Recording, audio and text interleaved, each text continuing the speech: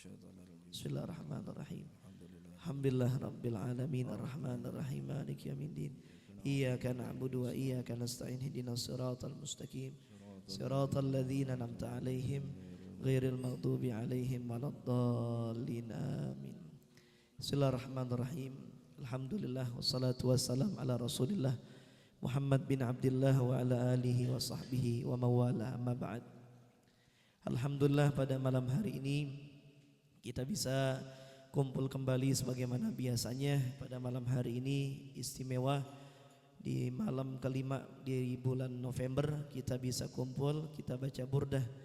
Mudah-mudahan barakah dari burdah ini, yang lagi para kurang sehat Allah berikan sehat wal afiat. Allah berikan kita selalu kesehatan wal afiat, panjang umur dalam taat ibadah kepada Allah Subhanahu wa taala. Yang jadi urusan kita digampangi nama Allah Subhanahu wa taala. Yang jadi hajat kita semua masing-masing ada hajatnya ya Rabb. Mudah-mudahan semua hajat kita dikabulin oleh Allah Subhanahu wa taala. Dan insyaallah berkah daripada burdah ini, mudah-mudahan Allah berikan kita rezeki yang halal, yang barakah dari Allah Subhanahu wa taala. Amin ya rabbal alamin. Sedikit 5 menit kita melanjutkan tentang bagaimana kemuliaan Nabi kita Muhammad sallallahu alaihi wasallam. Dalam kitab Muhammad Insanul Kamil karangan daripada Abu Yazid Muhammad bin Alawi Al-Maliki, di bab pertama beliau menjelaskan tentang kamalu taharati nasabihi syarif, tentang kemuliaan kesucian nasabnya Nabi sallallahu alaihi wasallam. Jadi Nabi punya nasab, ayahnya, kakeknya semuanya adalah nasab-nasab yang mulia. Ya, min aslabit tahirah ilal arhami zakiyatil fakhirah. Diterangkan bahwasanya berkata Sayyidina Abdullah bin Abbas, qala Rasulullah sallallahu alaihi wasallam, ma waladani min sifahil jahiliyah syai'un ma waladani illa nikahul Islam. Kata Rasulullah sallallahu alaihi wasallam, saya ini tidak dilahirkan dari hasil perbuatan sifah, perbuatan zina dari zaman jahiliyah, kan? Ya, saya ini dilahirkan dari bapak saya, dari kakek saya, terus sampai ke atas, sampai Nabi Ismail, sampai Nabi Ibrahim, itu semuanya nikahul Islam, jalurnya jalur pernikahan semua. Gak ada yang cerita kumpul kebo. Ya, dari Nabi, ayahnya, kakeknya semuanya rapi semuanya. Bahkan ada seorang sejarawan Hisham bin Muhammad Al-Kalbi. Ini kita tahu Hisham ini seorang tarikh. Ya, beliau mengatakan an abih, beliau mendapatkan sumber dari ayahnya. Qala, kata ayahnya Hisham bin Muhammad Al-Kalbi, beliau mengatakan katabtu lin nabi khamsami'ati amrin fama wajadtu fihinna sifahan wala syai'an mimma kana min amril jahiliyah. Kata orang sejarawan, dicatat dengan rapi, beliau mengatakan saya menulis untuk Nabi 500 nasabnya Nabi, anfulan, anfulan, anfulan. 500 tentang perkara Nabi, termasuk nasabnya Nabi sallallahu alaihi wasallam. Maka kata peneliti ini, saya tidak dapati dari mereka tuh kakek-kakek Nabi, ayahnya, kakeknya, datuknya sampai Nabi Ibrahim, itu enggak ada yang dari jalur sifah, perbuatan zina. Wala syai'an min amril jahiliyah, dan juga urusan-urusan jahiliyah. Artinya mereka nih dari bapaknya Nabi, kakeknya Nabi, terus sampai ke atas semuanya dari jalur pernikahan. Ini luar biasa. Jadi itu Nabi Muhammad begitu tuh. Ya, lahir dari rahim perempuan-perempuan yang mulia, dari laki-laki yang mulia, demikian juga.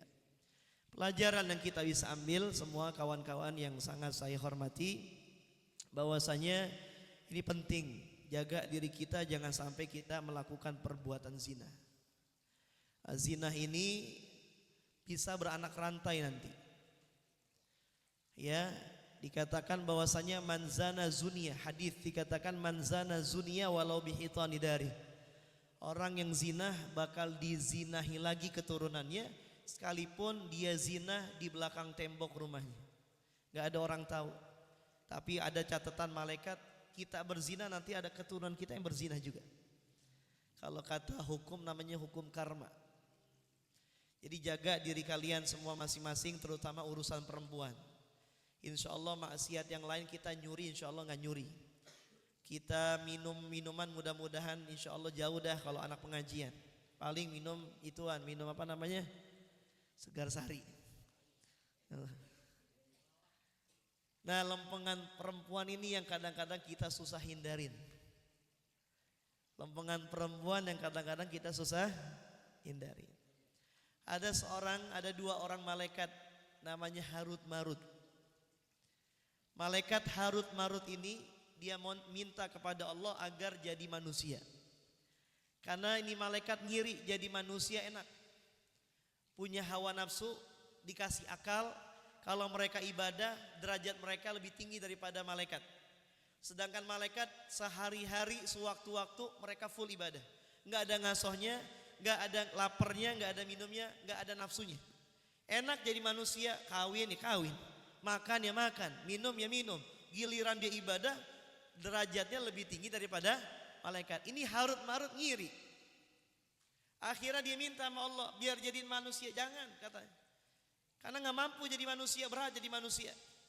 Karena jadi manusia ini diantara yang menghambat kita malas ibadah karena ngelawan hawa nafsu.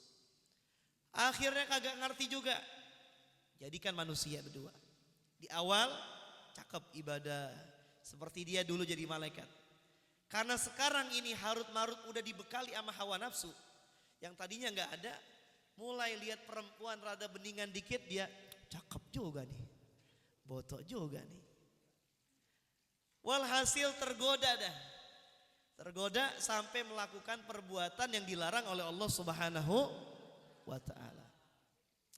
Bahkan dalam salah satu kitab Tasawuf Tanbihul Ghafilin ada seseorang ya, dia ini suatu saat lewat satu rumah, akhirnya dipanggil-panggil, yang manggil perempuan, cakep, janda, masih muda. Wow, gimana tuh bayangannya tuh. Mas Esa kan kurir, masuk mas, sini mas, masuk. Ini saya mau nganterin paket doang, kata yang tuan rumah nih, ibu-ibu udah janda. Mas Esa sini masuk dulu, minum dulu, Pak masuk dulu. Esa dok, mana pakai kutang doang bayangin, waduh. Itu kira-kira Esa masuk apa? Astagfirullahaladzim, gimana kira-kira?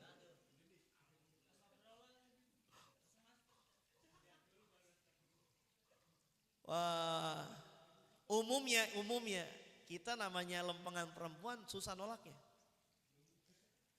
Esa tugasnya jalanin tugas doang. Ternyata di tengah jalan kan nemuin yang gak enak, kadang-kadang ada anjing. Ini bukan anjing, perempuan. Masya Allah kata Esa.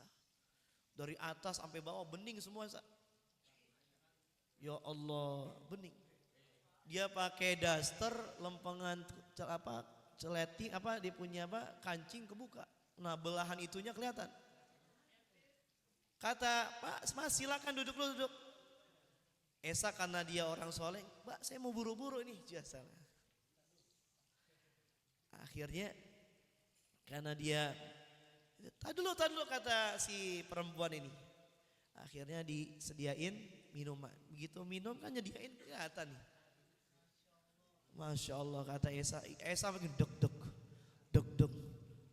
Nah, ini zaman dulu ada kisah begitu.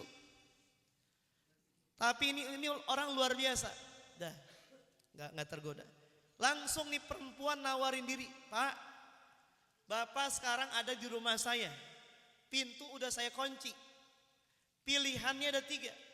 Bapak mau zinahi saya, atau bunuh anak saya, atau minum khamr.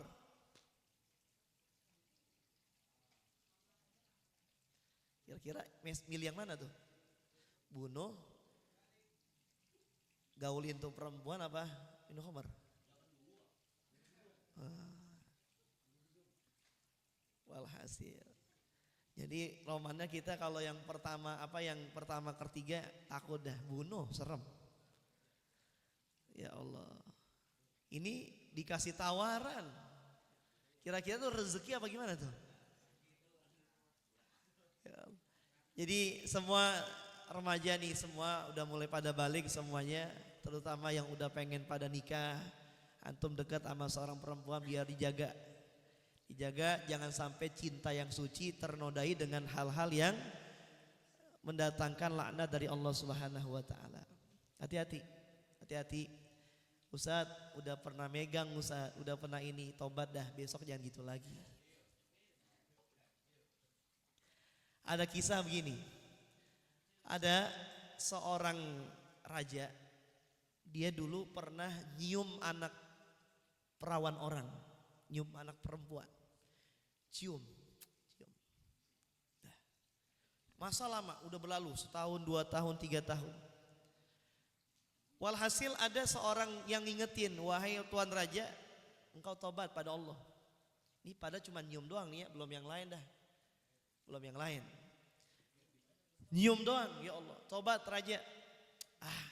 Ingat Nabi mengatakan orang yang zina bakal dizinai lagi. Zina itu macam-macam, tapi intinya zina itu masuk kemaluan di kemaluan, itu intinya zina. Termasuk ciuman juga zina juga.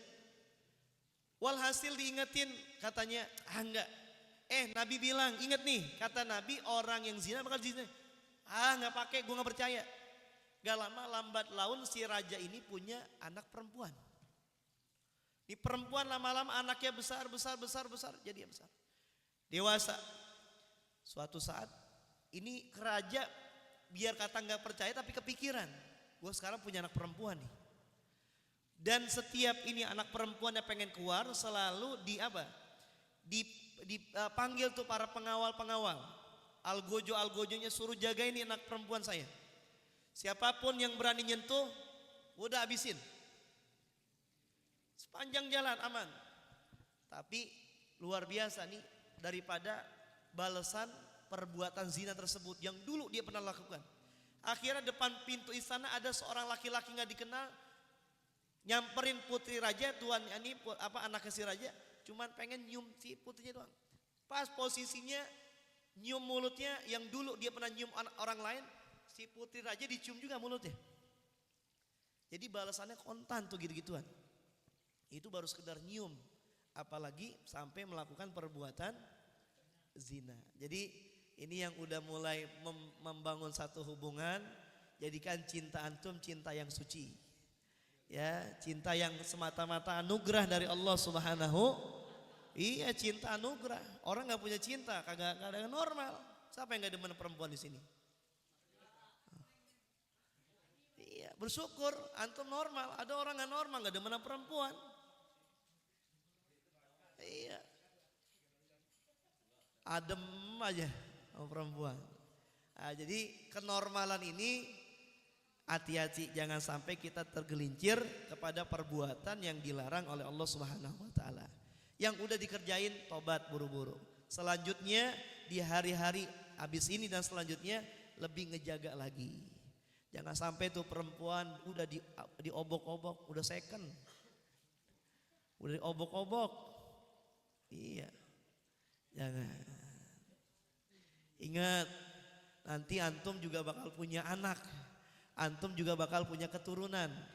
Kira-kira ridho gak atau seneng gak keturunan antum juga diobok-obok sama laki orang? Hati-hati. Ya, itu aja jadi pelajaran kita malam hari ini tentang sempurnanya nasab Nabi SAW. Jadi Nabi Muhammad rapi nasabnya, dari ayahnya, kakeknya, semuanya dari jalur pernikahan, tidak ada jalur kumpul kebo, nggak ada sifah. Itu aja, mudah-mudahan ya bermanfaat buat antum dan saya juga pribadi. Amin ya rabbal alamin.